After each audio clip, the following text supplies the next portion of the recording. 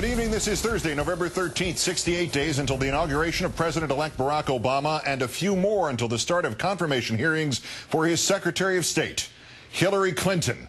As the bailout springs a leak and Governor Palin springs eternal, breaking news tonight in our fifth story on the countdown, our own Andrea Mitchell quoting two Obama advisors with what would be the hands-down biggest leak of the transition or the campaign, that Obama's rival in that unprecedented battle for the Democratic nomination is under consideration to become Secretary of State in the Obama administration.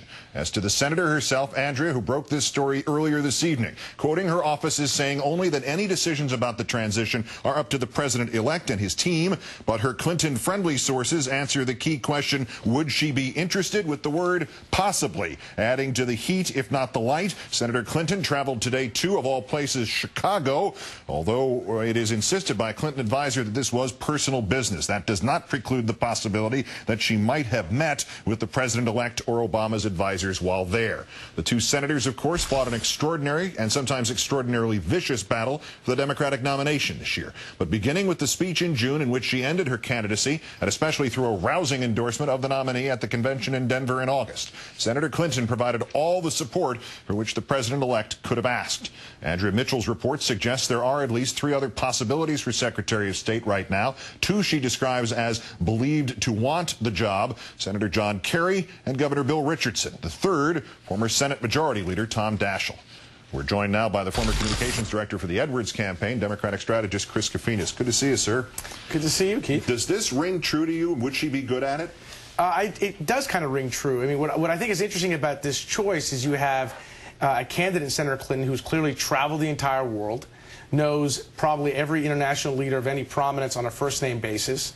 So it gives you a very powerful figurehead to push a very aggressive diplomatic agenda. And listen, after the last 8 years of this administration, the one thing you need is a very strong Secretary of State to help restore the public image and the poor relationships that we have around the world. Now, that it doesn't mean necessarily she's going to take it or she's going to be, this may be rumors, but at the end of the day, you have four good candidates. But it would be a very interesting choice and a very bold choice if she was offered and took Secretary of State. We've heard Supreme Court for her. We've heard stay in the Senate. We've heard stay in the Senate and maybe get the leadership at some point in the near future. Would this make sense for her? Well, it's an interesting question about what she wants to do for, in her career. In terms of Secretary of State, listen, you're going to play an incredibly key role in this administration.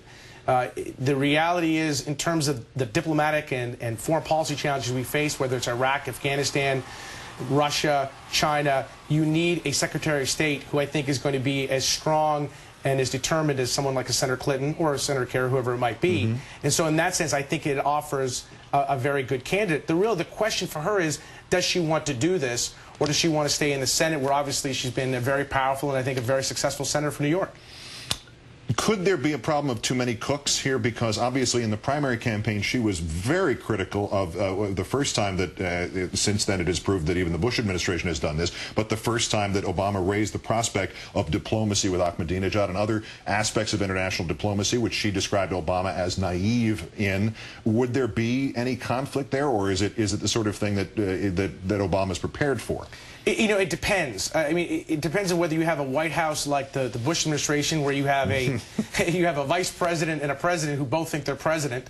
I think the difference here with Senator Obama is everyone, I think, is going to be very clear who's in charge. And I think it reminds me back a little bit to the Kennedy administration, where they brought in very strong, accomplished personalities, almost equals, at least in record and past. And I think in that sense, it shows an incredible degree of confidence, determination, and strength on President-elect Obama's part to want to bring in these type of personalities, these type of individuals, to give him different ideas, different perspectives, especially when you're confronting some of the most serious challenges, in particular in foreign policy or national security. The comparisons to Lincoln have been ridden into the ground with this president-elect, but it is, in some senses, Lincolnian to say, I'm going to get all of the people who challenged me, who were good enough to challenge me, and bring them in. I don't care how they might be seen to diminish my leadership. In fact, it's the Johnny Carson joke. Every joke on my show, no matter who gets it, is also my joke. Well, yeah, I mean, listen, I think you have to have a governing philosophy, and I think what we saw, at least during the campaign, was a philosophy of surrounding himself with the best people, the best advisors, and it served him incredibly well. I think what you're seeing, again, just in terms of the names that are being bantied about for these various cabinet positions, whether it's, Colin Powell for education, whether it's whether it's Senator Clinton for state, and some of these other folks.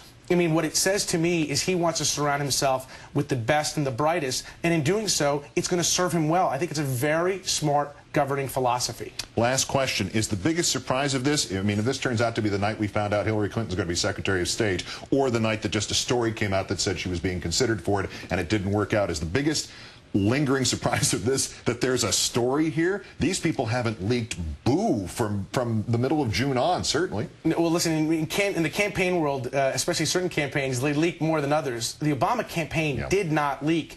It was probably one of the best things they did. Any disagreements, any divisions were kept internally. It made them a stronger campaign. It wasn't like the McCain campaign that leaked like a sieve. So I have a hard time believing that this was someone talking out of turn. I think that this is a serious consideration. Now the question I think everyone's going to be waiting for is whether she takes it, whether, one, it's offered, and if it is offered, does she take it? Yeah, and then there's the other one, which we can explore, I guess, tomorrow, why it would have come out. Are we test ballooning here? And by the way, the McCain campaign is still leaking a week after it lost. Chris Kofinis, Democratic strategist, great thanks for being here, sir. Thanks, Keith.